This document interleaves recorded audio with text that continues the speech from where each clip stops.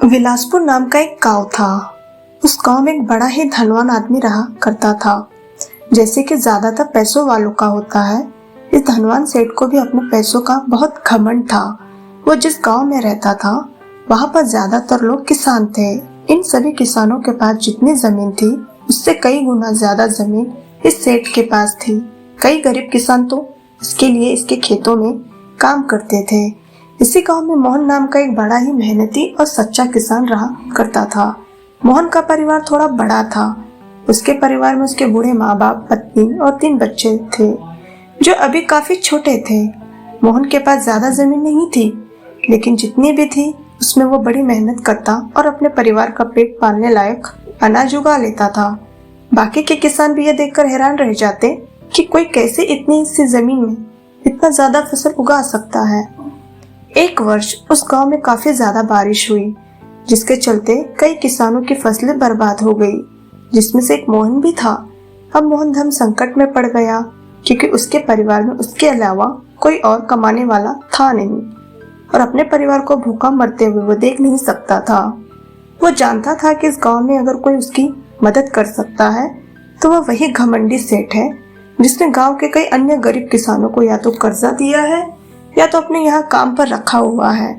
हाथ पर हाथ धरे बैठे रहने के बजाय उसने सेठ के पास जाने का फैसला किया और एक दिन उनके पास पहुंचकर मोहन बोला, सेठ जी, आपकी बहुत मेहरबानी होगी अगर आप मुझे थोड़ा सा कर्जा दे दे, जिससे मैं अपने खेतों में फिर से कोई फसल उगा सकूं, या फिर आप मुझे अपने यहाँ नौकरी दे दें ताकि मेरे परिवार को 2 वक्त का खाना मिल सके।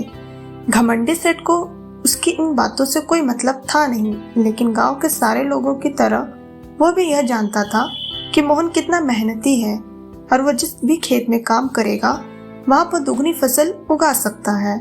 सेठ ने सोचा, अगर मैं इसे पैसे उधार दे दूं तो शायद ये स्थिति में नहीं है कि मुझे वापस लौटा सके, लेकिन अगर मैं इससे अपने खेतों में काम करवाता हूँ तो मुझे जरूर दुगना फायदा होगा। सेठ ने मोहन से बोला, देख भाई, पैसा तो मैं तुझे दूंगा नहीं, और मेरे पास अभी खेतों में काम करने के लिए कई किसान पहले से मौजूद है, लेकिन तुझ पर तरस खाकर मैं तुझे अपने खेतों में नौकरी देता हूँ, पर मैं तुझे इसके लिए ज्यादा पैसे नहीं दूंगा। बाकी किसानों को मैं 300 रुपए देता हूँ, मैं तुझे 200 रुपए ही दे पाऊंगा। मरता क्या ना करता। मोहन ने सेठ की शर्त मान ली और उसी दिन से सेठ के खेतों में काम करना शुरू कर दिया। 2 महीनों तक नियमित वो सेठ के खेतों में जाकर कड़ी मेहनत करता और देखते ही देखते 4 महीनों का काम उसने अपनी मेहनत से 2 महीनों में ही खत्म कर दिया।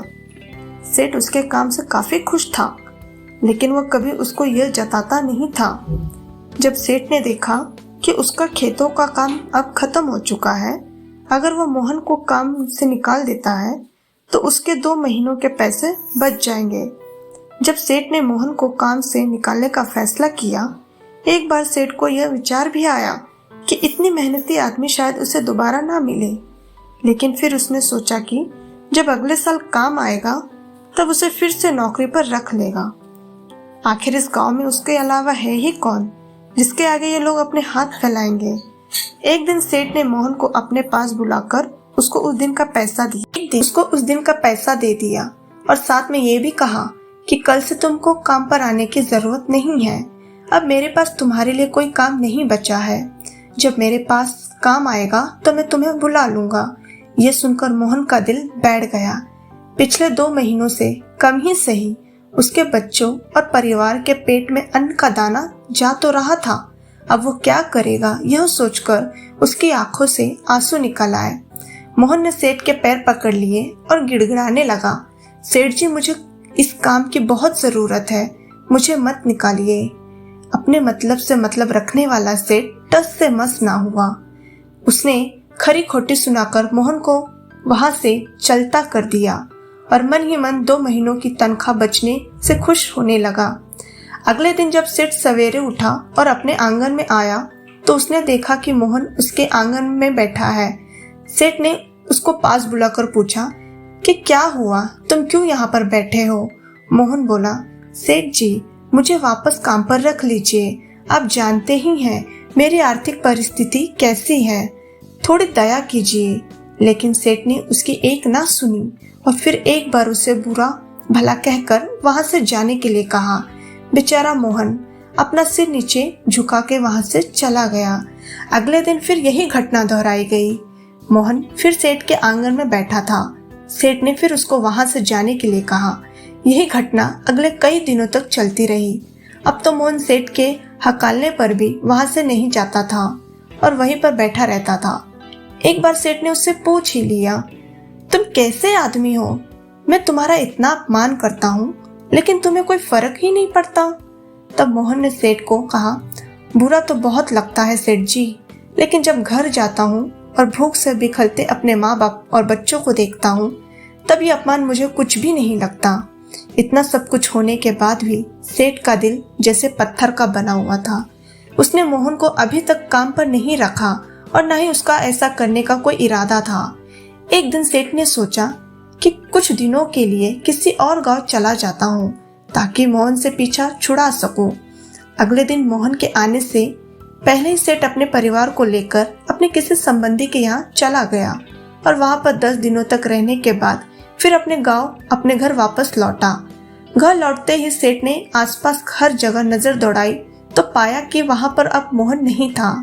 सेठ ने सोचा, मेरी तरकीब काम कर गई, लगता है मोहन से पीछा छूट गया है। हालांकि अब सेठ के द्वार पर मोहन नहीं बैठा था, लेकिन मोहन का विचार अभी भी सेठ के मन में घर कर बैठा था। सेठ सोच रहा था, मोहन इतनी जल्दी हार मानने वाला आदमी तो नहीं दिखता है। उसके साथ क्या हुआ होगा? क्या उसे कहीं कोई और काम मिल गया होगा या फिर और कुछ? इन विचारों ने सेठ को बेचैन कर दिया और आखिरकार सेठ को मोहन के खबर लेने के लिए गांव में जाना पड़ा। सेठ को मोहन का पता नहीं मालूम था, इसीलिए अड़ोस पड़ोस के अन्य किसानों से पूछने पर पता चला कि मोहन घायल हो चुका है और अपने घर पर आराम कर रहा है। सेठ ने जब उसके घायल होने का कारण लोगों से पूछा तो सेठ को पता चला, जब सेठ अपना घर छोड़कर किसी और गांव में गया था तब बंद घर देखकर कुछ चोर उसके यहाँ चोरी करने आए, जिनको रोकने की कोशिश करते हुए हाथापाई में मोहन चोटीला हो गया था।